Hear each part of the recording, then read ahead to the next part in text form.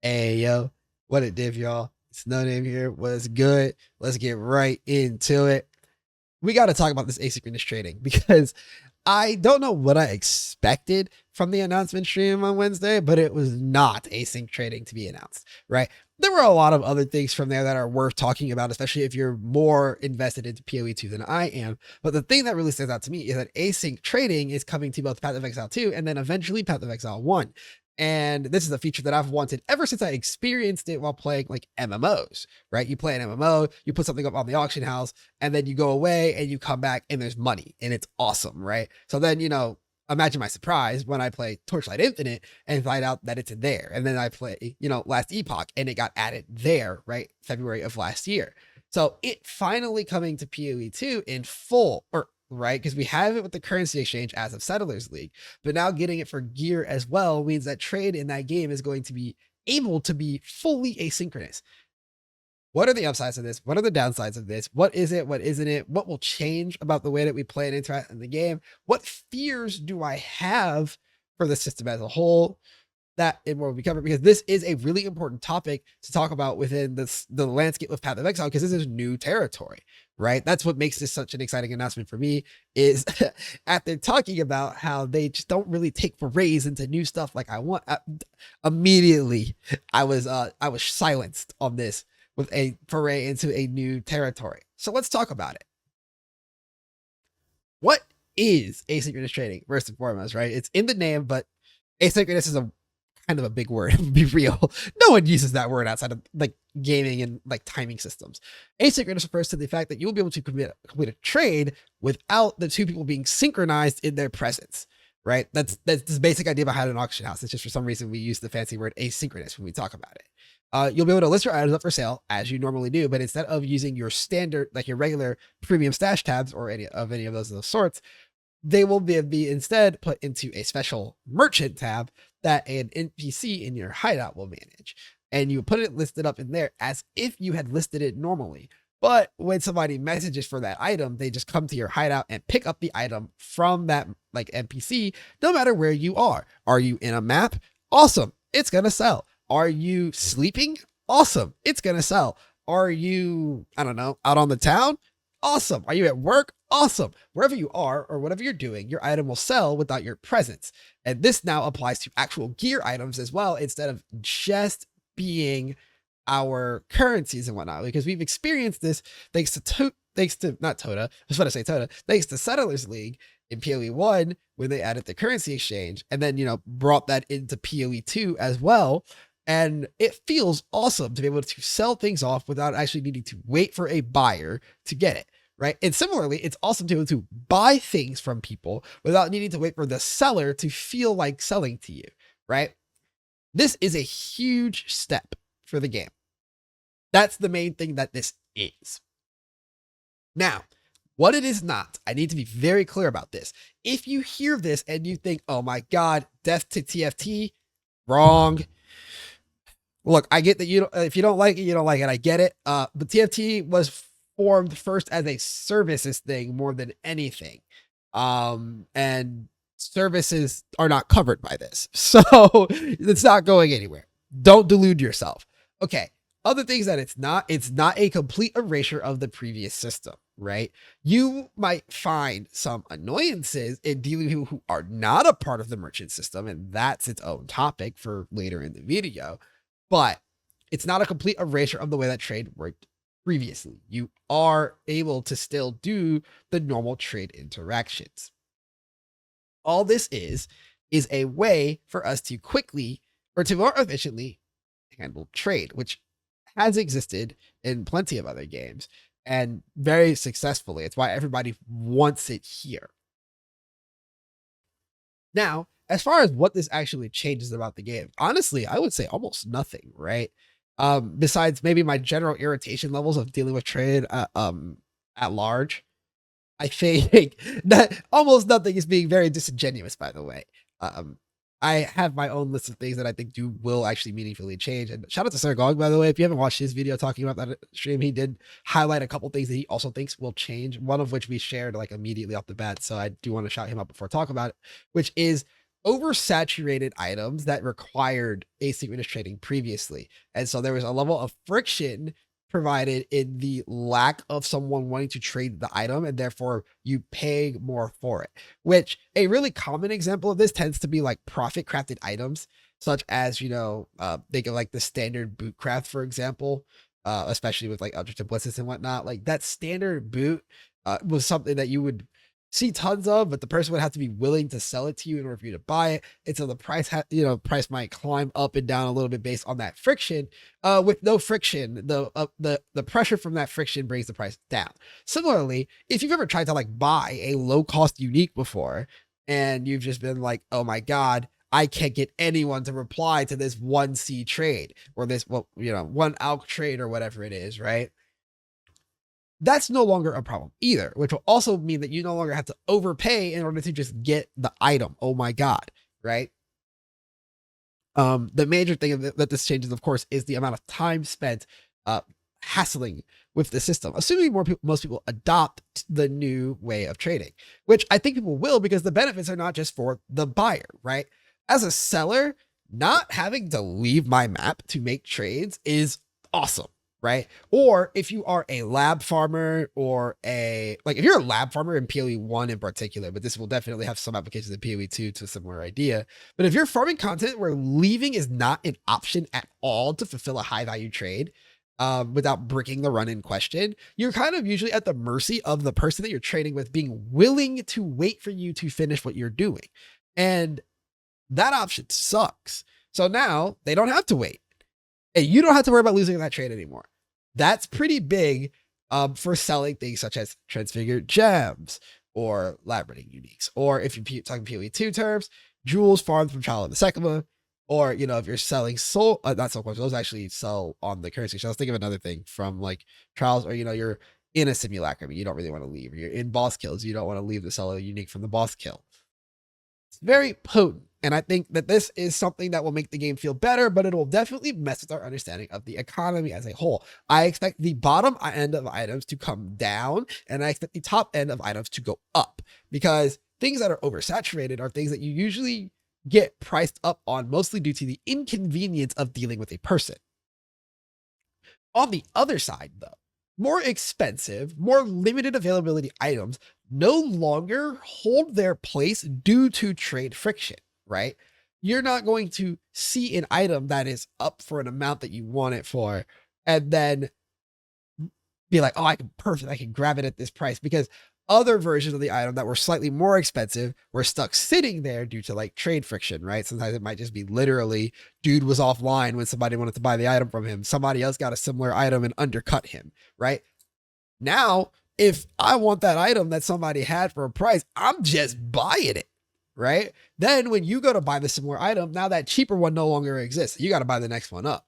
And again, since you don't have to wait anymore, the next one up, right? This happens until it reaches a new pricing equilibrium.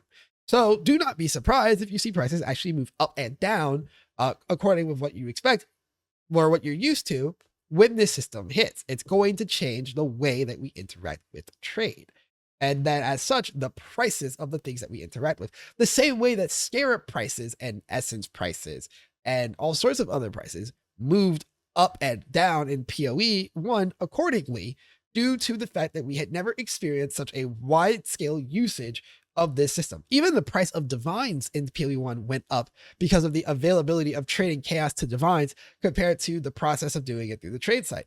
And it's just a small increase in price, but it exists. And it's going to be noticeable in PoE 2 as well, especially now that we've had a couple months for an economy in the game to kind of become understood. It's going to have to be re-understood, if you will. Now, all this talk about prices moving up and down, brings me to, well, what are the things that I'm a little worried about this system? Because I've talked about a lot of things that I actually really am positive on, right? I mentioned those things as just like a primer for you guys, but I am genuinely excited for the prospect of what this does for the game. However, all things come with a couple of fears. And my number one fear about this system is the fact that you can buy tabs for it. This is something that I experienced in both Final Fantasy and in Torchlight Infinite, where you can pay some amount of money in order to have access to more sales space, more purchasing, more selling power. And that is a bit of a it's a bit of a thing, right? In Final Fantasy is the retainer system. Buying additional retainers will allow you to sell more stuff. It allows a lot of other things, and that as well. But one of the major features that you do get to sell more, and then in Torchlight Infinite, you can buy additional stash tabs per season, including the one you get for buying the season pass every season, right? And so there's a bit of extra selling power that comes with this, because I'm pretty sure you've noticed. You think about it, it's a certain amount of space that you can sell things out of.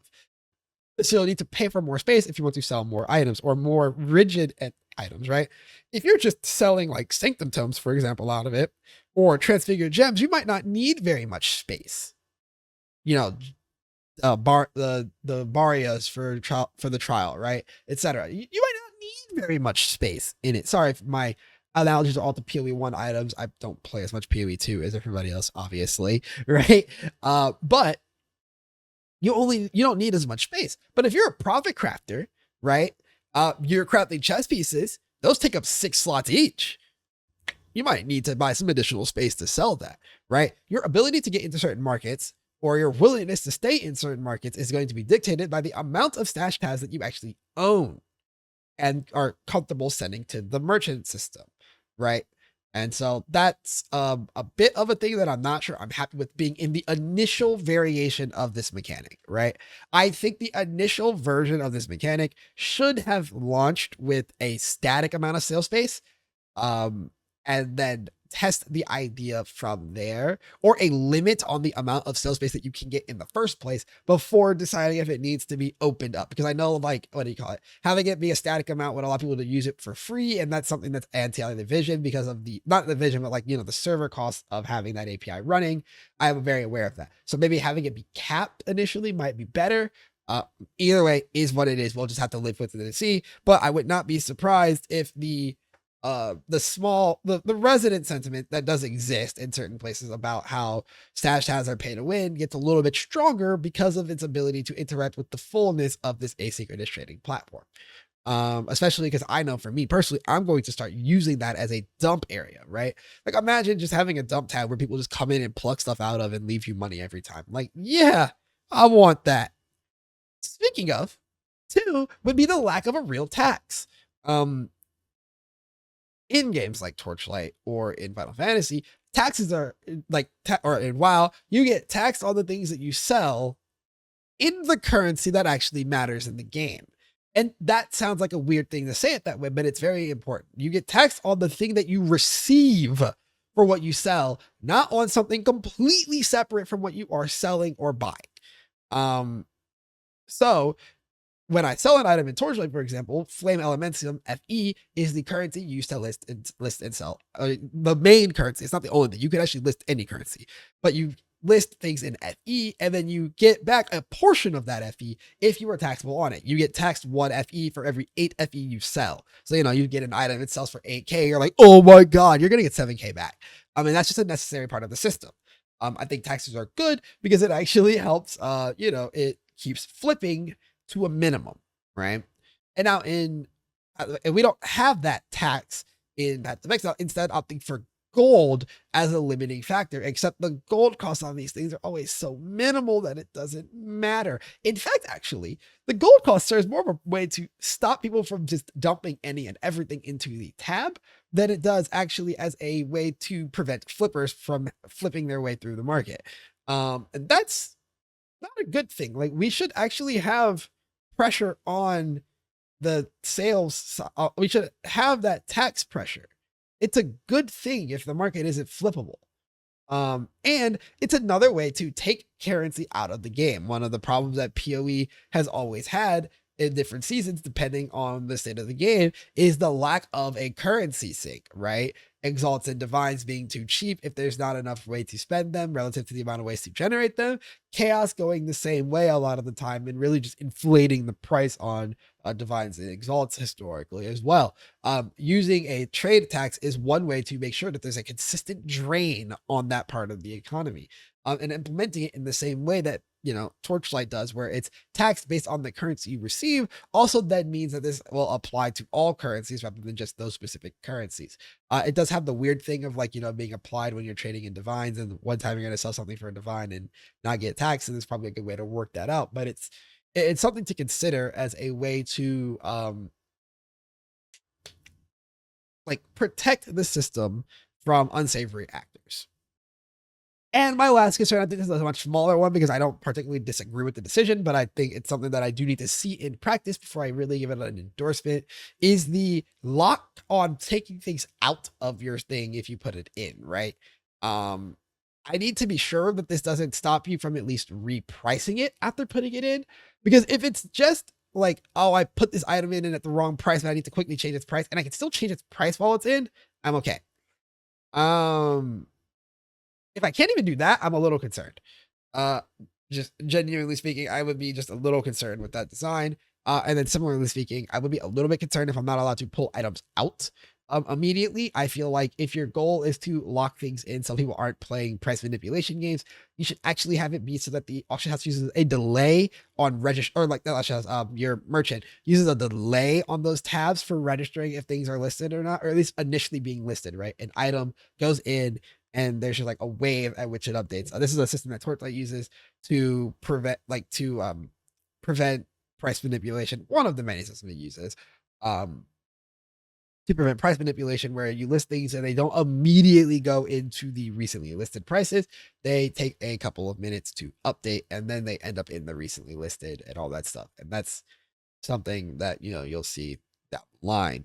Now, all that said, though, I'm not worried that the system's going to ruin the game or anything. These are just some concerns I have about the system from having seen a system like this in use in other games, and just some things that I think that, problems they could have preemptively solved or avoided with a little bit of foresight, at least from my perspective, right? Like for the amount of things that I have designed in games over the years, I have never designed a asynchronous trading system before. And these are just opinions based on what I've seen from the ones that I have interacted with, and things that I would steal from them as a part of the space that they occupy, or that I would avoid from them.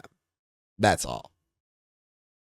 And with all that said, that's a wrap to this video. I think we should all be extremely excited about this level of innovation coming to the game, right? It's not, the newest thing in the genre, right? But it's new to the game and the franchise. And that's just as important. And that's a topic for a future video, talking about how important it is when you introduce things that are new to a game, right?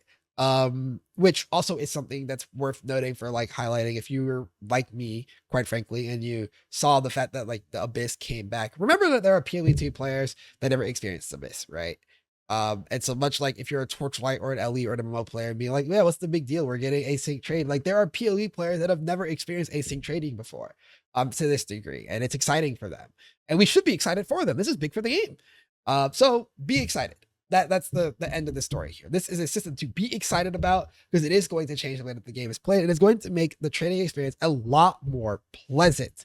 Also, a bonus mention, right? If you're watching this deep into the video, shout out to you. But I have a bonus mention about the fact that this is actually also useful for private leagues and whatnot. If your friends hop in a private league and you're trying to trade items across to each other, but you guys aren't always on at the same time, being able to just have it listed in there for them to come by and pick up, as opposed to needing to be online to trade it to each other, and you don't want to, guild hop or whatever it may be. Just saying, that's another potential use of this system.